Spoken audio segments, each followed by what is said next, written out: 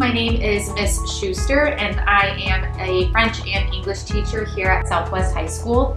And for me, restorative practices in the classroom, for me, it implies that there is a relationship and a culture in the classroom that can be broken because you can't restore something that's not there in the first place. So for me in the classroom, I really place emphasis on building relationships with my students and getting to know them, their interests outside the classroom. I'm a firm believer that if I want students to show up for me in the classroom when it matters to me, I also have to show up when it's important to them.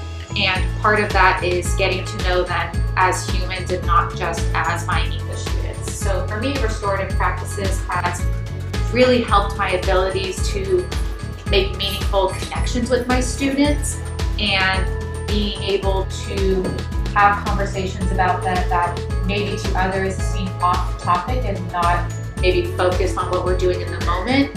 For me, in those moments when you build those connections, that's when restorative practices really comes into play. And I think because I know my students' interests outside of school, and I do take time to ask them about their sports games or ask them about their weekends, it creates a culture in our room that when that culture is broken or when something does veer offline, we're able to be regrounded and recentered on that.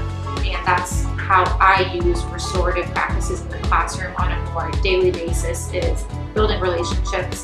That way there's something already present that when broken, we can restore it. So that's how I've used it in my classroom. And it's really helped me build connections with my students. And I think this year, since I've really focused on it, it's honestly been my favorite year teaching so far. I'm pretty new, so there's not that many years to go off of, but it has been my favorite, and I feel like I've been most successful in the classroom this year, and I think that's because of the restorative practices I'm using. Thank you. Cool.